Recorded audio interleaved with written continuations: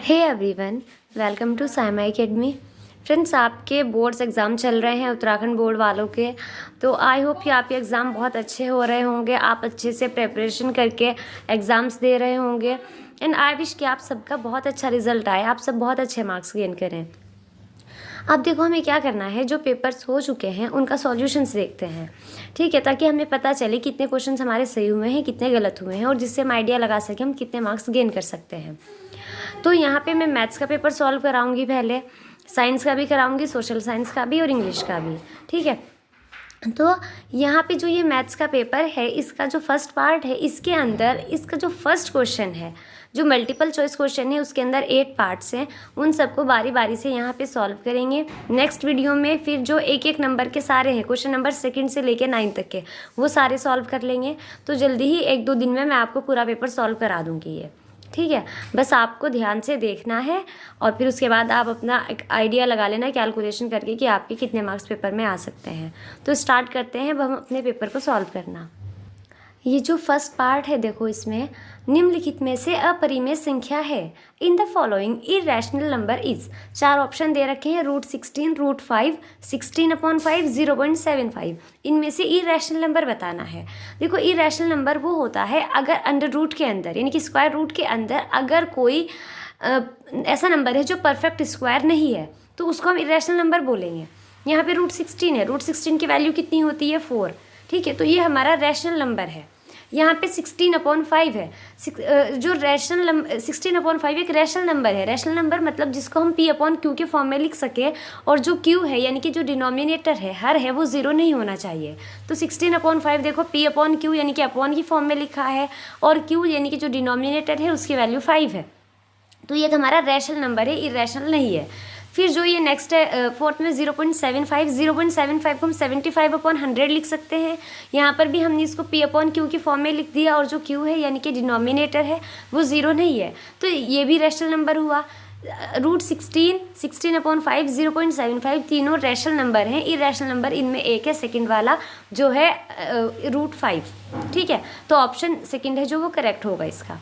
Second question है, यदि द्विघात बहुपद ax² + bx + c के शून्यक अल्फा और बीटा हों तो अल्फा प्लस बीटा का मान कितना होगा?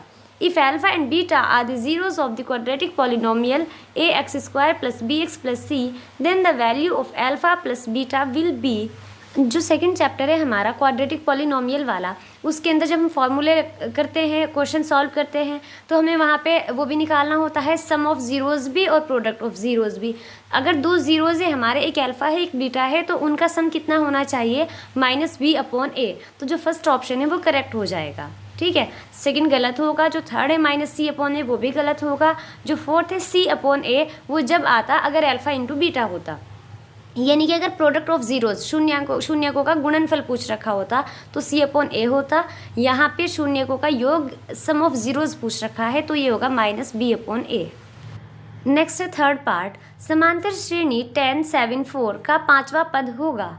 Fifth term of the AP tan 7/4 will be. ये KP दे रखी है, हमें इसकी फिफ्थ टर्म निकालनी है। तो देखो, जो फर्स्ट टर्म है, फर्स्ट टर्म को A से शो करते हैं, ये 10 है यहाँ पे जो फर्स्ट है ना। फिर D है, D का मतलब कॉमन डिफरेंस यानी कि सार्वंतर, वो कैसे निकालते हैं? सेकंड टर्म में से फर्स्ट टर्म को माइनस करके, यानी D कैसे निकलेगा? A2 में से A1 को माइनस करके। A2 क्या है? 7 है, A1 क्या है? 10 है।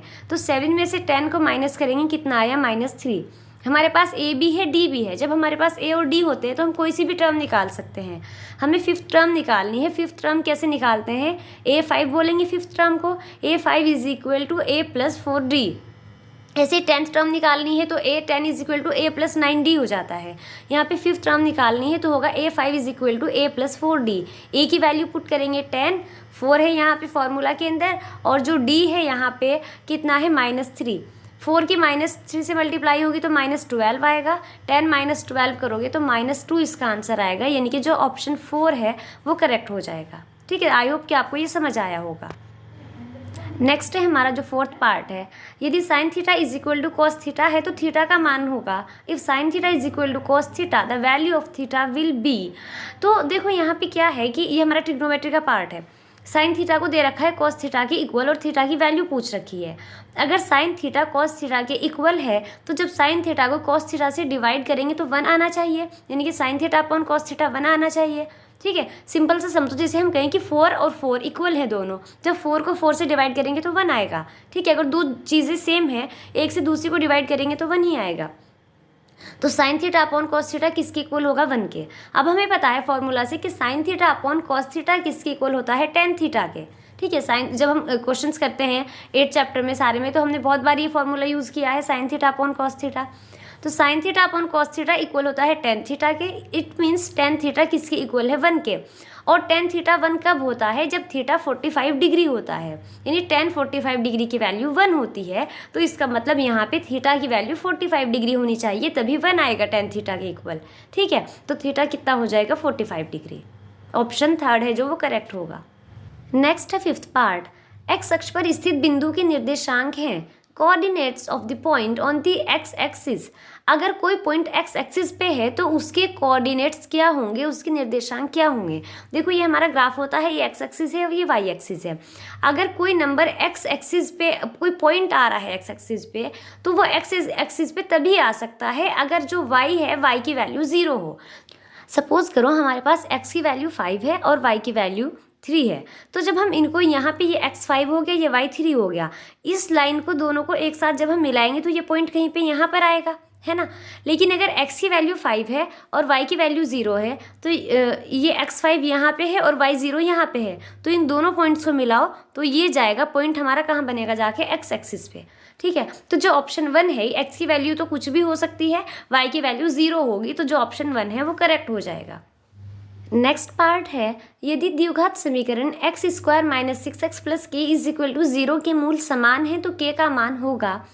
If the roots of the quadratic equation x² - 6x + k = 0 are equal, the value of k will be. ये हमें क्वाड्रेटिक इक्वेशन दे रखी है x² - 6x + k = 0। तो अगर जो रूट्स हैं वो इक्वल हैं, मूल समान है, तो उसके लिए हमें जो ये होता है d = b² - 4ac, इसको 0 के इक्वल रखना पड़ता है। ठीक है, तो ये इसमें जो ये क्वाड्रेटिक इक्वेशन है, इसके अंदर पहले देखो a की वैल्यू कितनी है? x² का कोफिशिएंट यानी कि गुणांक क्या है? 1, तो a की वैल्यू 1 होगी। b का कोफिशिएंट है -6 और c का कोफिशिएंट है k, तो a, b और c की वैल्यू रख ली हमने।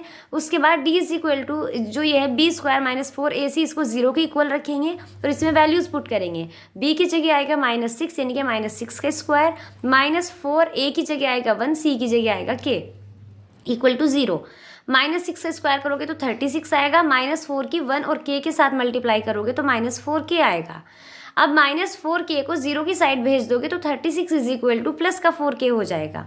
यहाँ से k की वैल्यू चाहिए तो 4k के साथ मल्टीप्लाई में है, 36 के साथ डिवाइड में आ जाएगा।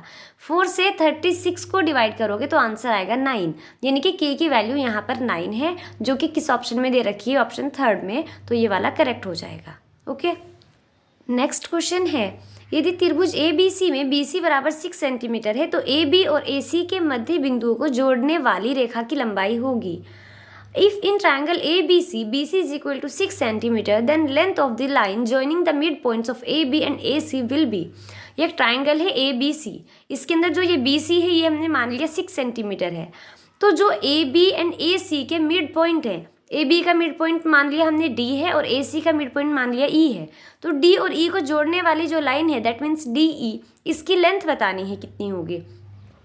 हमारे पास एक होती है मध्य बिंदु प्रमेय यानी कि मिड पॉइंट थ्योरम, जिसके अकॉर्डिंग क्या होता है कि अगर देखो यहाँ पे जो ये BC है ना, ये DE के पैरेलल है। ठीक है, अगर हम ये एक साइड है, जो बाकी की BC एक साइड होगी जो 6 सेंटीमीटर है, जो बाकी की दो साइड है AB और AC, उनके मिड पॉइंट को आपस में जोड़ दें तो जो लाइन बनेगी वो थर्ड साइड यानी कि BC की, जो थर्ड साइड यानी कि जो BC है उसकी हाफ होगी लेंथ में और उसके पैरेलल भी होगी। ठीक है, तो इसका मतलब ये है जो DE है वो BC का हाफ होगी। DE = होगा हाफ BC। BC की वैल्यू कितनी है? 6, तो DE = हो जाएगा हाफ × 6। हाफ × 6 क्या होगा? यानी 2 से 6 को डिवाइड कर दोगे तो कितना आएगा? 3 सेंटीमीटर। ठीक है, तो जो ऑप्शन सेकंड है 3 सेंटीमीटर वो करेक्ट हो जाएगा यहाँ पे। उसके बाद है लास्ट पार्ट है इस फर्स्ट क्वेश्चन का, यदि किन्हीं दिए हुए आंकड़ों के लिए माध्य और माध्य का क्रमशः 12 व 15 है तो उनका बहुलक होगा। If for a given data mean and median are 12 and 15 respectively, then their mode will be। एक फॉर्मूला दिया हुआ है आपकी बुक में, मीन मीडियन और मोड का रिलेशन है। ये रिलेशन है 3 median is equal to mode plus 2 mean. 3 माध्य यानी 3 गुना माध्य बराबर बहुलक प्लस 2 गुना माध्य। इस फॉर्मूले में रख के आपको इस क्वेश्चन का आंसर निकालना था। इसमें मीन यानी कि माध्य दे रखा है 12, मीडियन यानी कि माध्यिका या माध्यक बोल दो दे रखा है 15, बहुलक निकालना है। तो फॉर्मूले में क्या है 3 इंटू मीडियन, तो हमने लिख दिया 3 इंटू 15, मीडियन 15 ही दे रखा है, इज इक्वल टू मोड, फिर क्या है प्लस 2 इंटू मीन यानी 2 गुना माध्य। तो 2 इंटू माध्य कितना है 12, 2 इंटू 12, 3 की 15 के साथ मल्टीप्लाई करोगे 45 आएगा, इधर हो जाएगा मोड प्लस 12 के 2 के साथ मल्टीप्लाई करोगे तो 24 आ जाएगा। 24 यहाँ पे मोड के साथ प्लस में है तो इधर 45 के साथ आगे माइनस में हो जाएगा। 45 से 24 को माइनस करोगे तो आएगा 21, यानी कि जो हो जाएगा मोड। तो इस क्वेश्चन में, इस क्वेश्चन का जो आंसर होगा, जो मोड होगा वो आएगा 21, जो ऑप्शन 1 है वो करेक्ट ऑप्शन हो जाएगा। आई होप आपको कि ये सारे पार्ट्स अच्छे से क्लियर हुए होंगे, मैं सही से एक्सप्लेन कर पाई होंगी। अगर कोई डाउट है तो आप कमेंट सेक्शन में मुझे बता सकते हैं, मैं आपके डाउट को दूर करने की कोशिश करूँगी। और अगर वीडियो आपको पसंद आई है तो लाइक ज़रूर करिएगा और चैनल को सब्सक्राइब करना मत भूलिएगा। Thank you so much for watching.